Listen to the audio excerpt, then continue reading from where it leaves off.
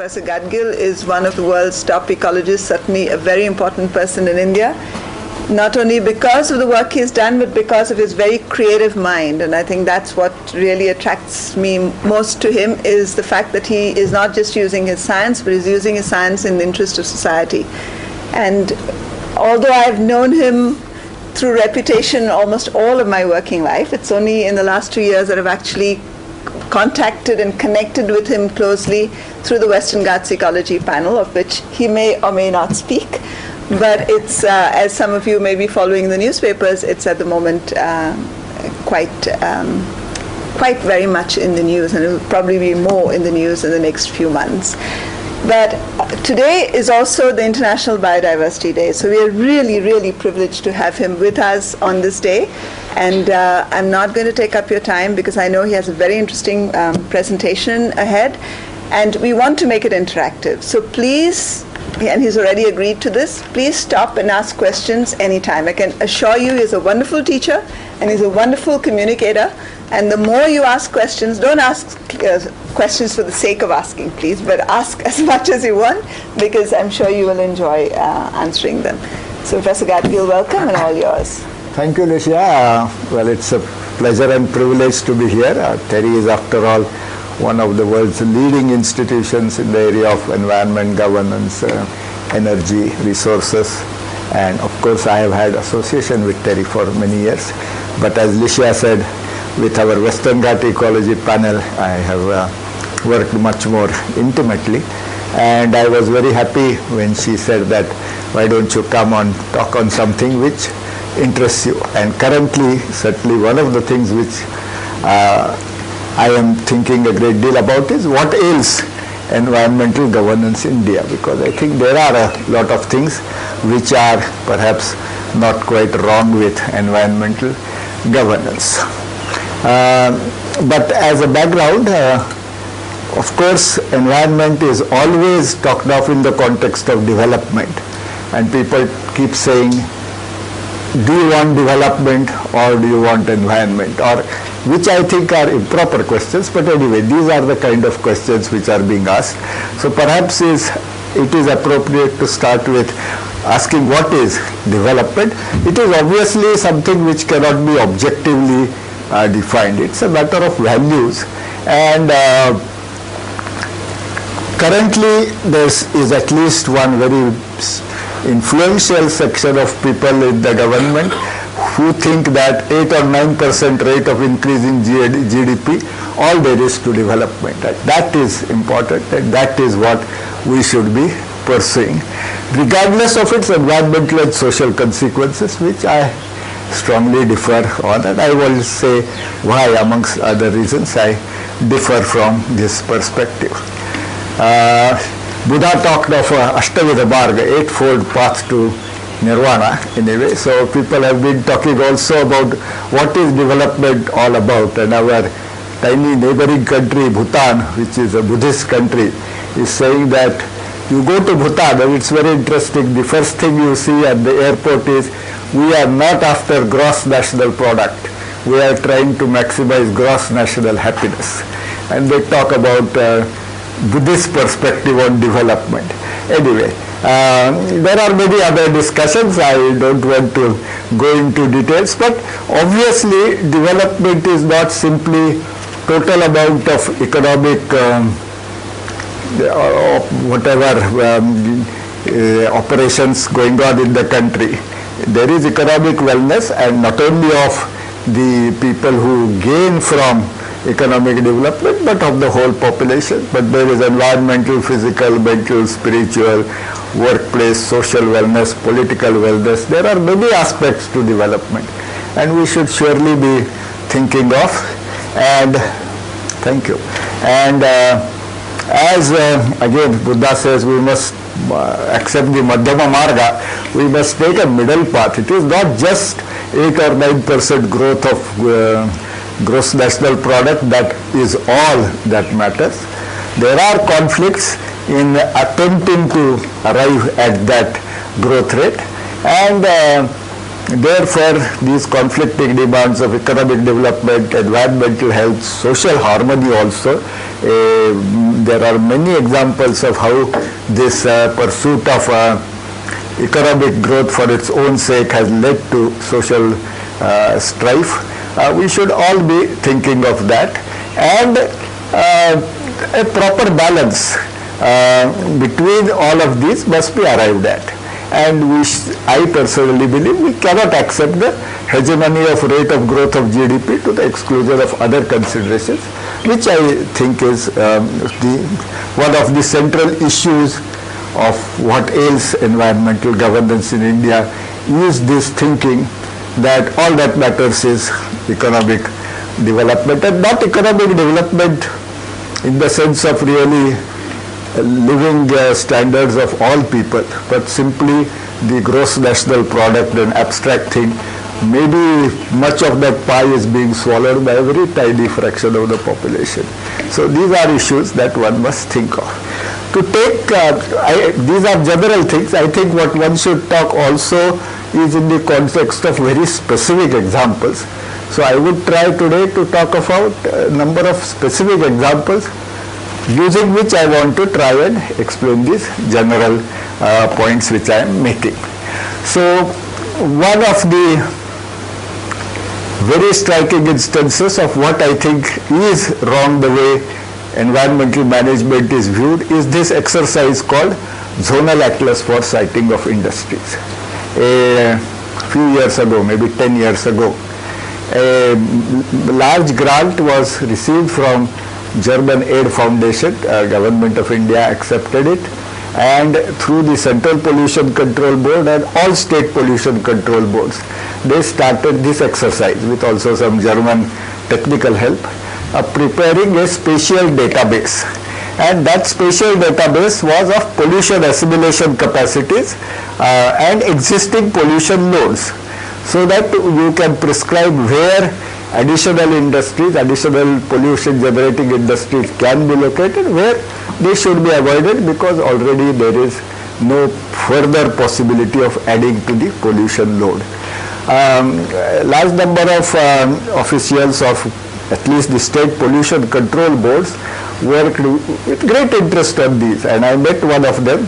He had worked on the Ratnagiri district zonal atlas, and he was feeling very depressed because almost all these have been suppressed. They have not been allowed to see the light of the day. And so he has spent years preparing this very good database and this atlas, and he gets no credit in a sense for that. Nobody has access to this. As a member of the Western Ghat Ecology Expert Panel, I asked, as we started our work, about all the available information on the Western Ghat districts, which we should be able to use because our work required looking at all this information. And the Ministry of Environment is, of course, the ministry which has prepared these atlases. These were never mentioned.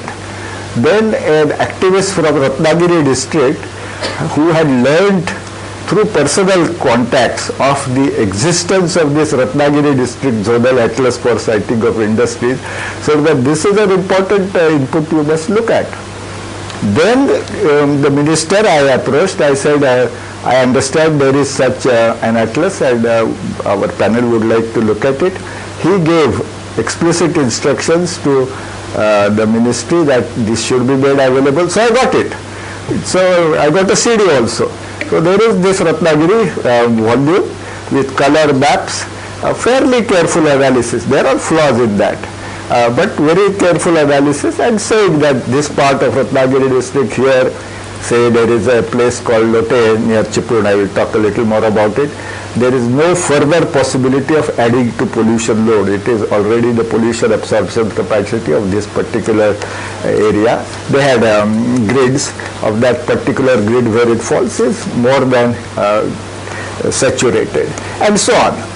But then where are the others? I understand the Goa Atlas for some reason was released to the public. We asked for, we never got atlases for any district other than Ratnagiri. for the Western Ghats. So there are some 44 Western Ghat districts. And then we had discussions. I learned that for almost all the 500 or odd districts of India, these atlases are prepared. But they are either gathering dust or by now they may have been consigned to flames, because a Secretary Environment to the government in India took the view that this atlas will harm economic development and therefore we must suppress it. I think this is entirely wrong, because the business of environmental governor, who certainly Secretary of Environment is to take a balanced view. Okay, there are economic ministries who may take contrary view. He must put a proper view in front of the whoever cabinet or whatever, and then a balanced view should be taken. If the environment ministry itself starts by suppressing important information which it itself has generated to take good care of environment, then there is something utterly wrong. And I am afraid this is exactly the picture today. Let me talk about another specific case. Sure, please, sir. Is it not a repeat of the same thing when this go no-go controversy in coal mines started? Maybe, yes. I have not studied that in depth, but yes. I mean, as you are pointing out, there are many such things happening, yes. Because go no-go is again just like this atlas that you are mentioning, where they had designated areas which had passed the load. Right. Environmental load, or they were in dense forests. Right. To intervene here. Yeah. Please. That particular go no go in the coal areas is different from this, because there was no scientific exercise done to establish which were the go no go areas. It was essentially a visit from the minister who went round, on the basis of where the sun comes in and the sun does not come in. He decided which were go no go areas. In fact, that was a shortcoming of that issue. But yes, in terms of the final outcome, if we are going to suggest go no go areas, we would recommend that you go through a process, a scientific process, which has gone into the zonal atlas to arrive at a go no go. Yeah, and as what I was trying to point out is the same process. Go no go was killed. The way the atlas had been suppressed. but as Lijia said this, wrong, whatever. That I agree. But there is this distinction, because they prepared this matrix. They of the levels of pollution separately, air pollution, water pollution. Then for all the industries, they said level of impact on air, water, and it's, as I remember, some 8 cells are there in this table. So depending on where it falls, a particular area, it's not go or no go, but a certain level of moderately air polluting industry could come here, but not a very seriously water polluting, such like that. So it is more detailed and fairly carefully done scientific exercise.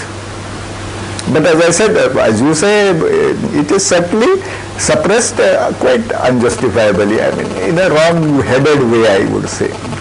Now this Athirappalli hydroelectric project, which is a project in Kerala, which has been going on for a long time, being insisted that it should be executed.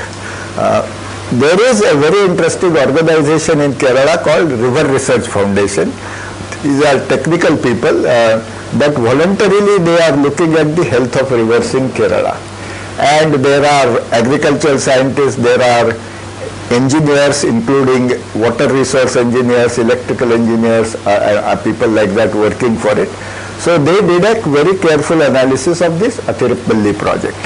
And they showed that there is not enough water. In fact, on that river, Chalakudi I think it is, there are already several bunds, that there isn't enough water reaching for the Athirappalli project, that currently that river is providing very substantial amount of irrigation, and the change flow in the river with the hydroelectric power generation would substantially reduce the available irrigation, hurting agriculture.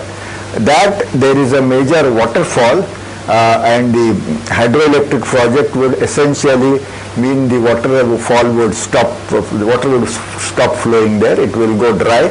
It's a major tourist attraction, and a major source of income in that locality, and it will destroy what is the last low elevation riparian forest. The riverside forests are particularly rich in biodiversity. In Kerala, this is or in fact almost over the entire Western Ghats, this is amongst the, or possibly the last such low elevation riverside forest. So all of this will happen. Now there was an open meeting where the engineers from Kerala Electricity Board and so on were invited. They came in very large numbers. The River Research Foundation people made a technical presentation showing that their analysis shows there isn't enough water, that the power generation, therefore the amount of power generation would be much lower than what is being claimed, and so on.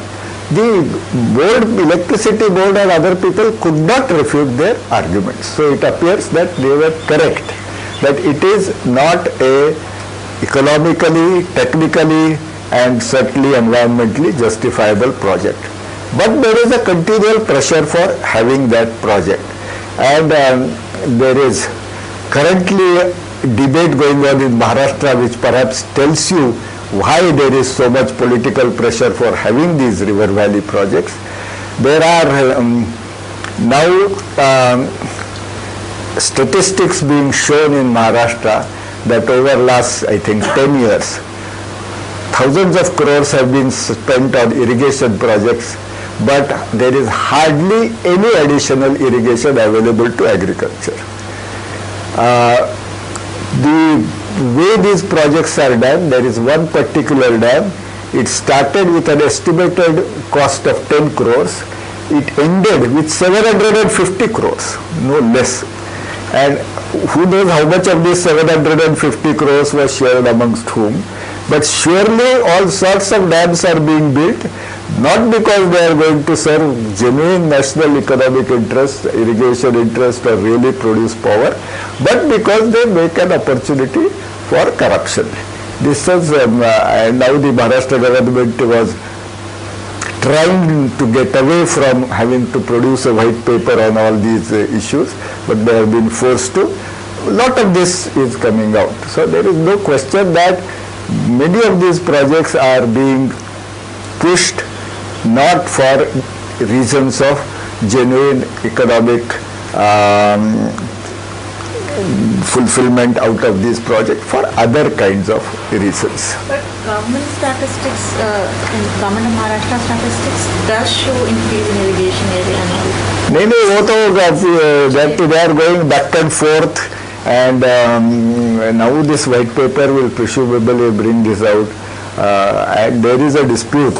Yes, the irrigation minister came up with some statistics saying that it has increased, but there is a lot of others in the opposition who are claiming that he is showing statistics which is not the proper statistics. I do not know. I mean, yeah. So this will be gone into. If he really was sure and that genuinely it had been a major increase, they would not have taken 2 weeks to agree to produce this white paper also. I think it is quite suspicious. In any case, I mean, it is, and this kind of cost escalations are obviously going on, and there is no real check on it. You start with giving contract for a low this thing, showing at that time that it is a very good project because it will lead to whatever. Planning Commission has some benefit cost ratios which must be exceeded. So maybe for 10 crores the benefit cost ratio was favorable. For 750 crores it's probably not at all favorable. But later you are manipulating and giving so much more money.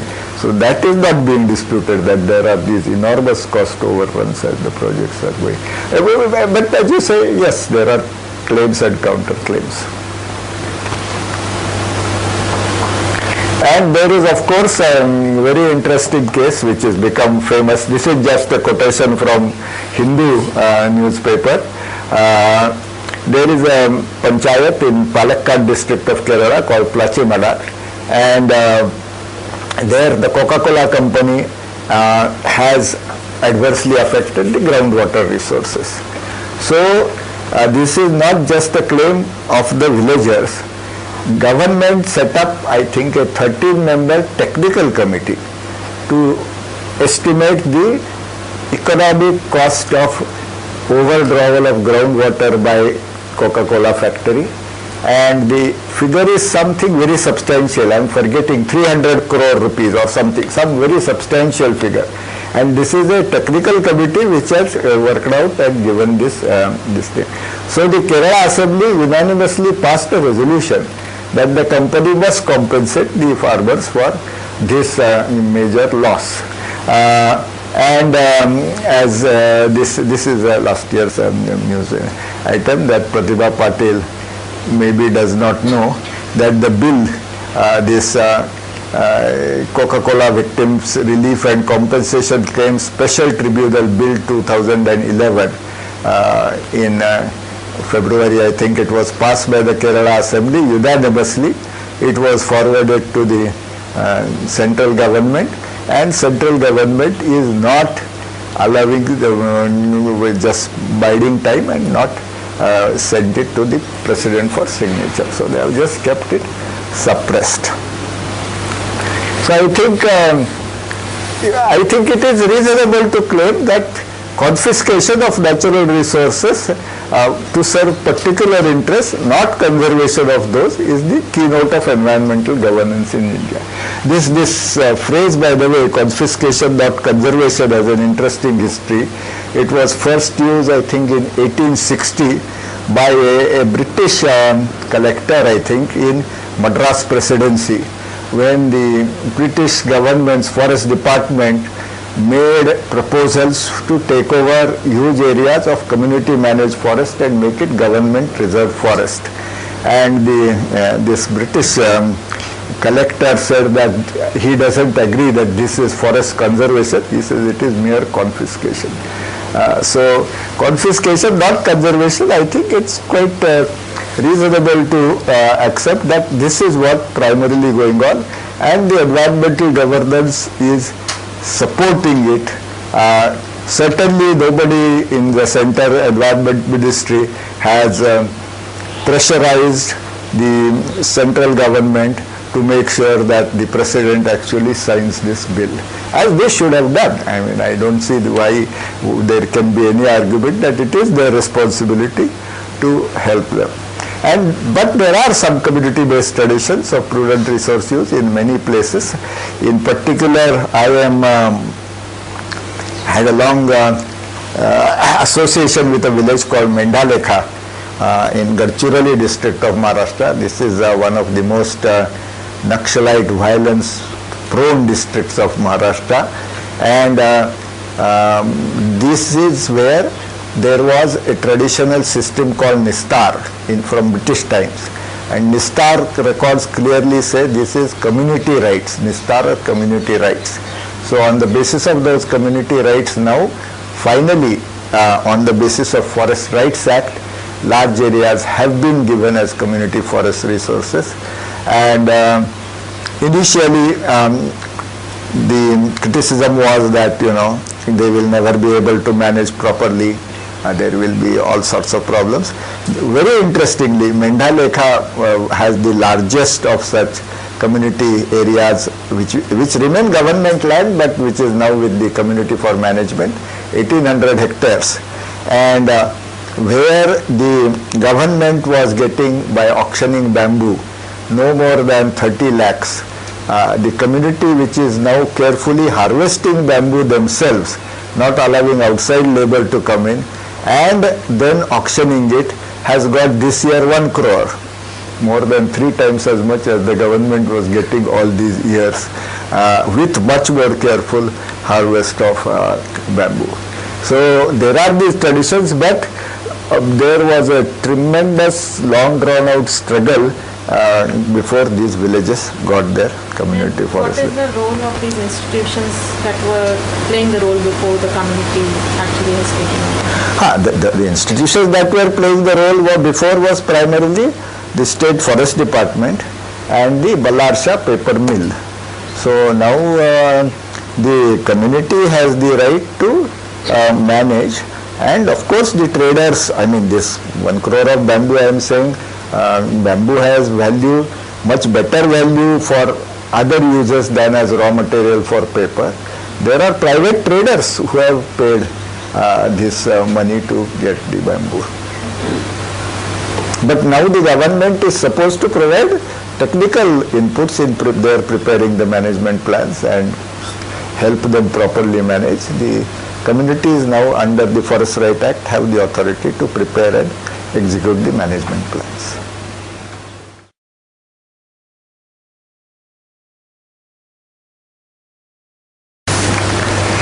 Now another, I want to give you a little more detailed study, a case study of environmental governance. This is with respect to a windmill project of a company called Enercon in Maharashtra. Incidentally, I will come to that. This giant squirrel is Maharashtra's state animal, and where Enercon is building his windmills, there are lots of the giant squirrel, or shekru as it is called. As a green energy, they are exempted from environment clearance. They can do what they wish, but no environment clearance is required. Now these exemptions, it is very interesting. Now the chairman of the Maharashtra State's Environment Clearance Committee is one Mr. Deshpande, who is an engineer who retired as PWD Secretary Government of Maharashtra. He is a good friend of mine. He was saying all these concessions, how they end up being used. He said IT, Maharashtra must encourage information technology. So IT sector has exemption from all sorts of building rules. And they have built some 18-20 story buildings in Mumbai in the midst of dense construction without any fire escapes whatsoever. And he says, I am sitting there and I can't do anything. Because IT, we must not touch them, let them do what they want. So this kind of concessions are completely uncalled for, which is what happened with the windmills. I mean, environmental impact assessment they should not be asked to undertake is clearly not reasonable, because there are, as I will show, serious environmental implications. But forest clearance they have to take. And I have a story about the forest clearance. Now there is another program of the Environment Ministry which is called ecologically sensitive zones, establishment of ecologically sensitive zones. The one of the first earliest ecologically sensitive zones established in country is at a place called Mahabaleshwar, Pansagani. This is where Mahabaleshwar, Pansagani is. This is Mahabaleshwar, and this is where what I am talking about, this Enercon windmill project is. Now Mahabaleshwar Pansagani, as I said, from 2001 is an ecologically sensitive zone. In 2002, the Indian Board for Wildlife recommended that ecologically sensitive zones must be constituted for a distance of 10 kilometers around all protected areas, all wildlife sanctuaries and national park. Or if there are some difficulties, case by case they should be examined, but where feasible, up to 10 kilometers must be made ecologically sensitive zones. And where that says Shingi, 1293, that's a peak. Around that is located the Bhima Shankar Wildlife Sanctuary. Bhima is one of the major tributaries of Krishna river, and this is the place of origin of Bhima, and there is a wildlife sanctuary at Bhima Shankar. So when 2002 this recommendation was made, immediately an area of 10 kilometers around should have been looked at, and here certainly at least along the crestline of the Western Ghats there is every case for constituted ecologically sensitive zone on for a distance up to 10 kilometers, because this is the northernmost evergreen forest of the Western Ghats. Beyond that, north of Shingi, the evergreenness disappears, you begin to get moist deciduous and other kind of forest. So this should have been protected immediately, but no action has been taken so far, and finally 2 years ago a windmill project has been sanctioned. And just to give a little example of the kind of interesting creatures that are there in this forest where the windmill project has come up. This bumblebee, Xylocoppa trancaberica, is one of the very few animals, insects in the whole world possessing color vision in dark. And so there is a lot of interest in that, and people are working on this Xylocoppa trancaberica, this bumblebee. And Heterophragma quadriculare is one of the common trees there, and it is in the crevices that this Xylocoppa lives. So this area has a lot of very interesting biodiversity. And the reason, of course, why it has been preserved and why this became a sanctuary is because at the origin of the Bhima river, you have a large sacred grove. And this is the Gupta Bhima, it appears from there, and they have treasured, guarded traditionally as a sacred grove, which is why you have a very good core area for the wildlife sanctuary. Now here is a map showing the Bhimashakar Wildlife Sanctuary's boundary is this line. So this would have been the blue line would have been the 10 kilometers. This should have been at least examined for being constituted as ESZ. And those pink are the windmill locations. So very large number of them have come within this 10-kilometer zone. Now when this proposal for the windmills came up in 2008, a range forest officer in that area, Chakal, he gave the following report saying that it's an evergreen biodiversity rich forest, adjoins Bhimashakar Wildlife Sanctuary and has contributed substantially to its maintenance of environment balance there. It has giant squirrel, wolves, jackal, hyena, peafowl, barking deer, panther and other wild animals and a lot of rare medicinal plants. And he said the project should not be accorded permission. Promptly his boss gave another, I think 10 days later, sent a letter to the central ministry saying that the project area as such does not have any significant wildlife. You saw that whole list which the RFO had. And subsequently, recently, I went and stayed 4 days in a school in this village Kharpur, which is in the heart of the Enercon project, and we have good evidence of all these animals even today. I personally verified it also. And then he said least distance from so on, and there is no contiguous forest area, which is simply untrue. You will see the Google map itself shows there is a contiguous forest area, and he says there is bushy growth more than trees. Basically, and I have just few quotations, there is a deliberate distortion of facts to say, okay, go ahead, give the forest clearance. The RFO's letter was surfaced through an RTI application. It was otherwise not on record. And here are our photographs where there is nothing but bushy growth. Is that in fact it's a midst of thick semi-evergreen forest. Large amount of very good evergreen forest has been destroyed to make the roads to these windmills. There are Reddy Burgess, my colleague at the Indian Institute of Science, who has worked for years on giant squirrel, this Maharashtra's state animal, has recently photographed giant squirrel nests in the project area. I mean, there is abundant evidence. Then there has been issue of environmental damage, huge landslides. The roads have been constructed very shoddily. Landslides, they are affecting lot of natural streams, agriculture. There are, interestingly enough, the same Maharashtra Forest Department which has given this clearance, making all these statements, had constituted a few years ago what is called a medicinal plant conservation area. In actually Maharashtra, Karnataka, I think 2-3 states, they had identified areas which are particularly rich in medicinal plants, and for in situ conservation they had constituted them as medicinal plants conservation areas.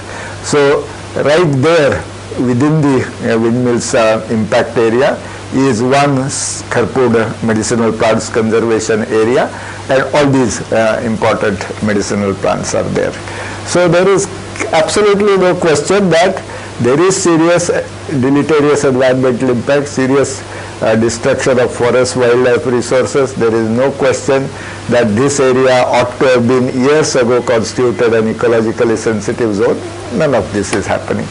Additionally, the AIG forest, while giving this clearance in December 2009, has said that the free movement of local villagers in the area should be ensured, because on the plateaus here there is a buffalo keeping pastoral tribe called Dhangar Gauris. There are many such habitations where the windmills now are claiming the hills, and the condition was that they should be permitted free movement. And here you are at the base of the hills. They have set up barriers and they have cut off access of all people from those hills, which is completely against any law. I mean, apart from environmental clearance, forest clearance and so on, they had no authority to take over the whole hills. At the best, they had official permission to set up some windmills at the top and official permission to make roads to get to the windmills. But to take over whole hills, they had absolutely no basis in law, but this is what they have been doing. And so, as I said, even our official panel could not access any information about this project, which is very much on the Western Ghats, and we were supposed to look at these kinds of things. All the information I got was through this gentleman, one of the local villagers who had, through RTI, obtained material. I wrote many letters to the principal chief conservator of forest. Finally, I got a response saying that we search diligently. All correspondence relating to this entire matter is misplaced and nothing can be found. So, but when the RTI application went, they found it, by the way, and gave it also, because there is something else involved, I presume, in refusing, fortunately, under this act. Now, just to go a little further on some of these related issues, as I said, if you are thinking of environmental protection as relevant in the context of well-being of people at large, of the interest of national interest at large, then there is this famous statement of Mrs. Indira Gandhi at Stockholm: poverty is the worst polluter. So at least we should be, the environmental governance in the country should be ensuring that poverty is not being exacerbated through environmental degradation. And of course, there is acts like Air Act and Water Act and so on to make sure that environmental is protected. And of course, one of the outcomes of the environmental protection should be to secure the livelihood basis of people. As part of our recent studies, we looked fairly carefully at a chemical industry complex at a village called Lote Maharashtra Industrial Development Complex near Chiploni in Ratnagiri district of Maharashtra. This has unbelievable levels of pollution. They have a common inflow treatment plant which does not work. Maybe it said in the last, the common influence treatment plant does not work. There are a lot of natural springs in that area on which people depended for agriculture and for their drinking water. Most of those around this Lote have become Vishanadya or whatever you call, poisonous springs, poisonous rivers. Then the major river Vashishti and the creek called Dabhol Creek, that has become exceedingly polluted, and it was one of the richest fisheries of this region. The fisheries have suffered very, very badly. Then there are other things which happen.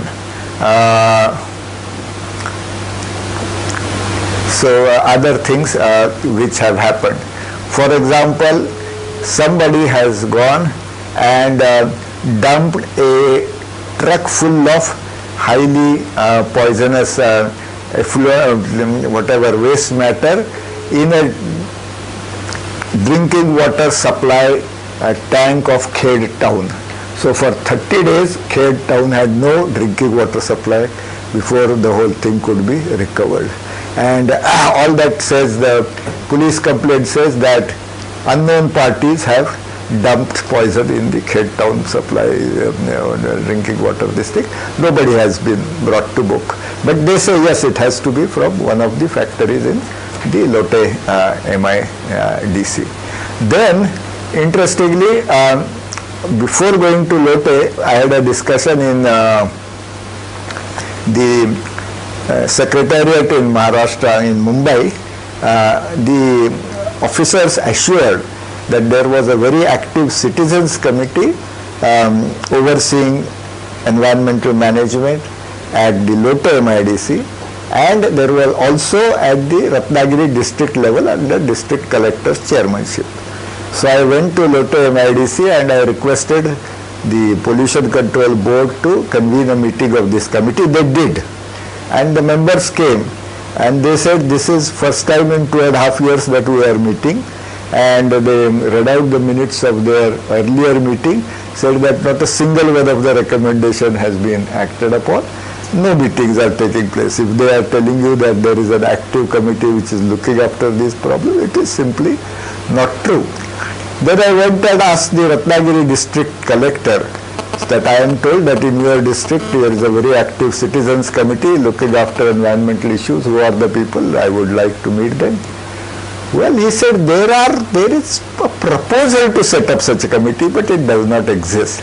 But in Mumbai Sachivalaya, they with complete confidence tell you, and people who do not go down to the ground believe them, I am quite sure, that yes, there are all these committees functioning maybe throughout Maharashtra, throughout the country, and none of them actually exist on ground.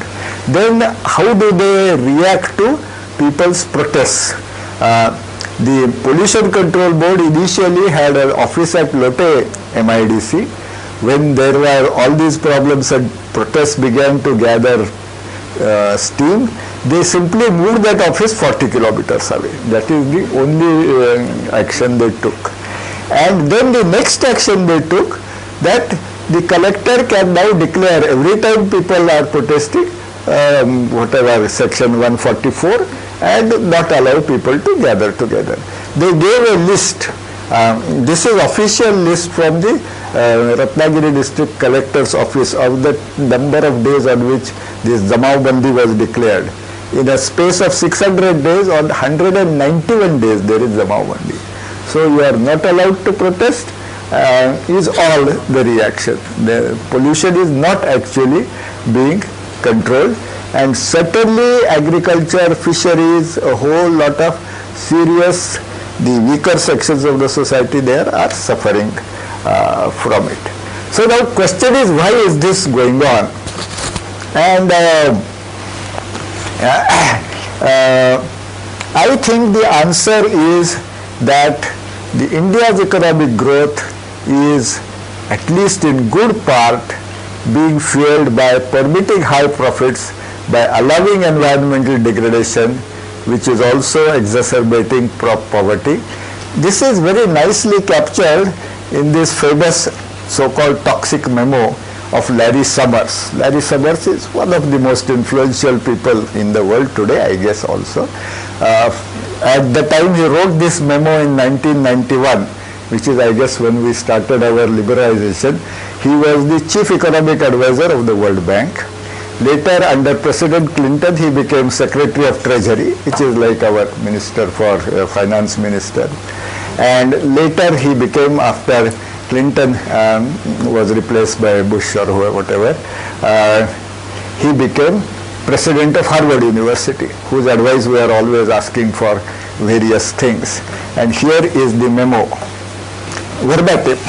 He says, the measurements of the cost of health impairing pollution depends on the foregone earnings from increased morbidity and mortality. From this point of view, a given amount of health impairing pollution should be done in the country with the lowest cost, which will be the country with the lowest wages.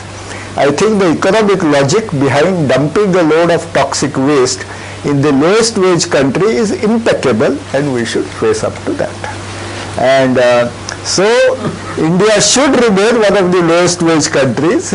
India should not rise above this poverty, because then is when all this foreign direct investment which we are hungry for will keep coming. And of course, as we know, the level of profits in industrialized countries is very low. Here people, well, of course, the mining industry's profit nobody can count. The mine owners themselves openly told me that the profit levels are obscene. But there is no record, so you don't know. Maybe it is whatever percent. But elsewhere the profits are 15%, 18% very routinely. And the German industry can make maybe 2%, 3%. So if you want to invest capital where you can get much better return, then you must invest in countries where environmental and social concerns do not exist and are ignored, so that high levels of profits are possible. India and China are two major countries which are permitting this. Both are allowing tremendous environmental degradation and allowing all sorts of suppression of social dissent, and permitting and therefore have become so-called engines of world economic growth. But you must note that there is a great contrast in the strengths of the two countries to pursue policies which they think is in national interest. India, the latest figures as I saw, maybe there are economists who will correct me, India is earning 60 rupees of foreign exchange through exports when it is spending 100 rupees of foreign exchange for imports. So all the time we are deeply in red, and that is being managed by asking for more and more FDI. And more foreign direct investment is the only way we can keep our head above water. And more foreign direct investment will only come if we allow exorbitant levels of profit through devices such as allowing for pollution and allowing for suppression of dissent. So I think at the heart of deficit of environmental governance is really a total lack of honesty of purpose and execution on part of state agency. There is no evidence of any environmental management agency at the state level or at the center of any honesty of purpose or execution. Now very interestingly, I have an opportunity through various connections to hear a lot of secretaries to Government of India. So recently I was struck when these 12th plan formulations were going on. Power Secretary says, I am from Himalayas and see the folly of all these hydroelectric projects in earthquake prone mountain tracks, but as Power Secretary it is my duty to promote power. So that's what I shall do. Environment Secretary, I am afraid, say none of this. He may or may not say officially, but of course nowadays they are also saying it officially, that it is not, our role is not to promote environmental clauses, but to brush aside all environmental concerns to promote economic development. I just recently, in connection with our Western Ghat Ecology Expert Panel report, this is specifically the statement made by the ministry, that the implementation of environmental protection reports will hurt economic development. So it is our business to suppress this. Not that we will, like Power Secretary said, this is our business to support environmental interests. Maybe the Prime Minister or Cabinet can take decision to override it. No. At the Environment Ministry level itself, they are sabotaging it. And of course, since it is the people at grassroots that are clamoring for environmental protection, as in the case of Ratnagiri district, all these people protesting pollution, it is our duty to sabotage democratic process and declare Zamao Bandi on 191 days out of 600. So Yes, sir. 60% or more of the population still is in rural India, and although the official figure is that only 40% or 38% is below the poverty line, and I really do not know what is poverty line, because people who cannot put their children in good schools or have good medical facilities, I mean, everybody, people can define to be poverty. But you see, this growth does not impact them. This growth only impacts people like us. True. Yeah, I do not know the figures, perhaps people will know better, but I think 15-20% at the most must be benefiting from this 8 or 9% growth. The rest of the population, I believe, does not share in the It's only benefits. a trickle-down effect that they get. Trickle down, I don't know. I mean, there is no proper data whether it is even trickling down very much. Because if in the process, say, nutrition, there is some better data on nutrition. And calorific nutrition also, the proportion who do not get adequate calories remains at 40-45. But I have friends who are very good nutritionists. They say that is only one part of it. After all, protein is a very important part of nutrition, and protein deficiency must be for maybe 70% of the population. And the destruction of fisheries, for example, fish is a very good, relatively accessible source of protein, at least for the entire coastal population. Now, when you are destroying fish like this, then there is certainly no trickle of any of the economic growth made in that Lotte MIDC to these people. India, this thing.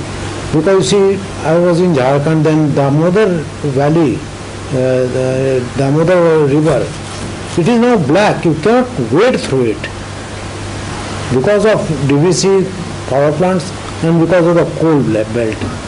Ganga, it used to be absolutely blue and sparkling when I was a kid. And now it is so dirty in Patna that we dare not even drink water from it. So, I don't know, where and what is to be done. President, I have two questions. Yeah. One, if you could move up one slide, when you have all the secretaries there. Why do you think this is so? Why is it that the power secretary knows what his agenda is? Why is it that the environment secretary or whoever represents the MOEF does not know what their agenda is? No, but I think both are listening to the economically powerful interests, and the economically powerful interests are telling power secretary to push for power, whatever may be the other considerations, and exactly the same interests are telling environment secretary to push for saying that economic interests are more important than environment, that, for example, zonal atlases of siting of industries should be suppressed. They are listening to the same people and the same voices, except that this fellow is supposed to do things differently. He doesn't. He is doing it in the same way. There's this famous story which Sunita Narayan, you must have heard, she keeps telling us about how she, when she was 18 years old, whenever she joined CSE, Sheshan had come up with something which was very strictly environmentally in favor of the environment. And then he moved to the Ministry of Power, and then he gave a completely different order, which completely contradicted what he said. And she went there and she said, how dare you do this? How did you manage to change your voice on him? So she said, young lady, he said to her, when I'm in the environment chair, I say this. When I'm in the power chair, I say this. But he had a very clear...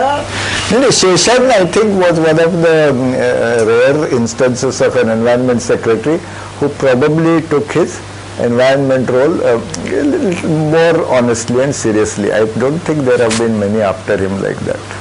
No, but do you seriously think that the problem lies only within MOEF, or is there a larger issue around governance which requires us to rethink this whole thing? I mean, is it, if they did their job well, would it all follow?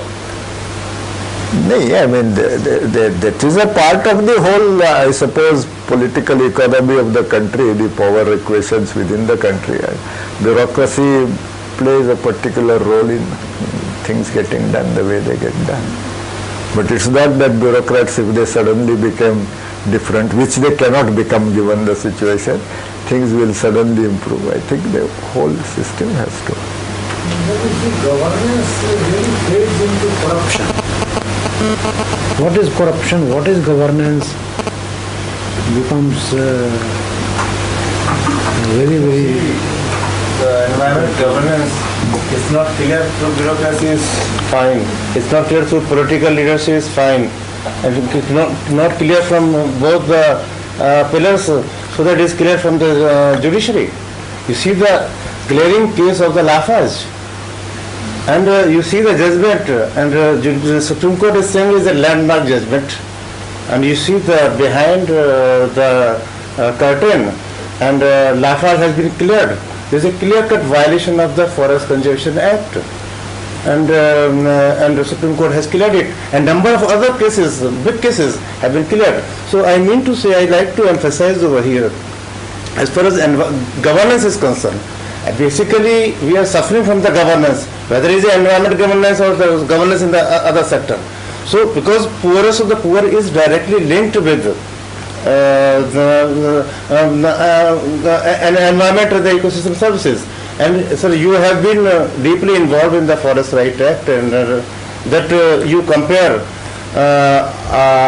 how many rights have been recognized as a community forest resource. Very low in number, and compared to more than 12 lakh of the individual right to cultivate. Because, and you see the NC Saxena's report, Madhya Pradesh, Andhra Pradesh treated this in isolation for the vote bank.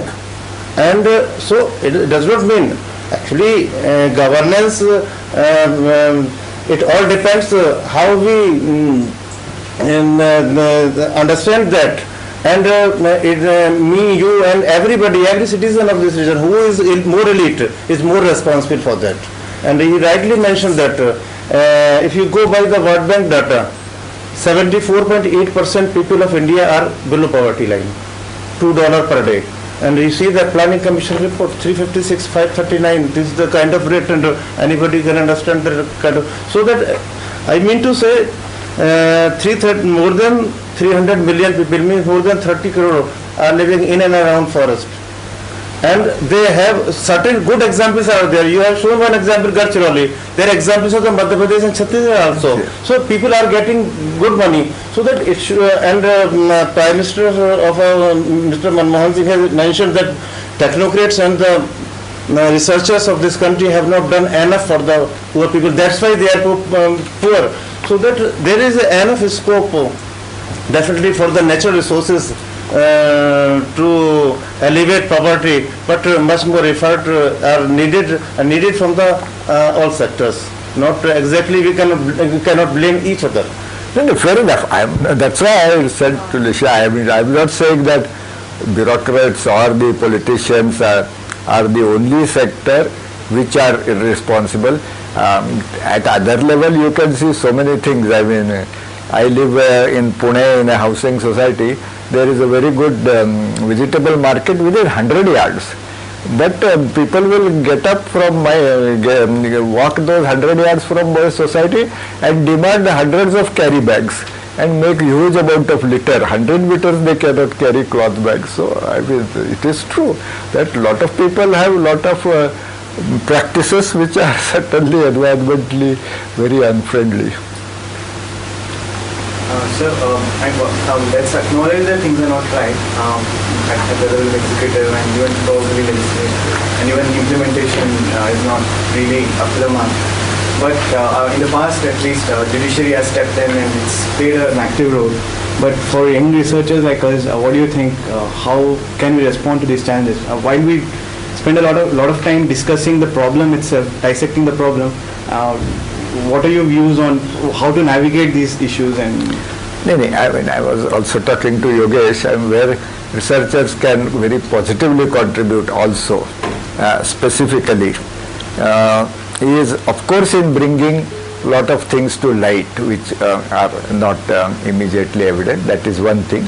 But for instance, now in Gadchiroli district, something like 3 lakh hectares, I think, has been given as community forest resources. So those communities need good technical help for preparing management plans which are appropriate for both the ecological health of the forest and for their own interest. So there is a lot of research scope for young people with that kind of technical background to help them very positively. I'm saying when you look at institutional failure as a symptomatic issue of the larger issue that we are talking, how to plug some of these issues and at what level should we operate? And we deal with governments, we deal with civil society groups, we also work with communities, but at each level you see problems directed at the other levels. It's a case of deadlock in a way. No, I don't have any simple answer to these very difficult, complex questions. So one has to, I guess, look for where one can make a positive contribution. But recently this Nirma thing in Gujarat, Dr. Lizia and others did a positive work, and then ultimately that area was saved. No, certainly, I mean, so, and including even some example was given of Lafarge. I am not familiar with the detail. So judiciary may give bad judgments, but I think on the whole judiciary has played a much more positive role. But in case of Lafarge, it was probably judiciary was pressurized to give that judgment. I am not familiar with it. It has become an international scandal because of Bangladesh being involved and Bhutan being involved. I think you have some more slides. Just one or two. Yeah, so I personally think of India's economic growth. Certainly I am not an economist. I have never ever in life taken an economics course, but I am making this statement, which I am sure economists may or may not agree with, that India is sinking in a bottomless pit of illusory, non-sustainable economic growth, bought at the cost of environmental degradation, social strife, and loss of independence of policy making in national interest. All this is, I am afraid, happening. You see this huge conflagration in this peninsular central Indian forest belt. You see how we can be pressurized into agreeing to more and more FDI. I am told that some forward trading in commodities and so on, which are very bad for our farmers, have been agreed upon under pressure by the government. So I said I am not an economist, but many such things seem to be happening, and certainly environmental degradation. But I think the democracy, many of these things come to light, and even community-based environmental governance, as in Mandalika, others, is reviving. And certainly there are also these positive examples. Maybe they are not by magnitude very substantial, but there are positive examples. And I think Right to Information Act has made a revolutionary difference to people's ability to cope with misgovernance. I mean, to bring it under some sort of check, beginning to, or even this Lokayukta expose in Karnataka of the mining mafia. And now I understand Goa has a genuinely good Lokayukta bill. I don't know if I have not looked at it, but that's what I am told. So maybe things will move in positive directions. Well, thank you very much. Thank you.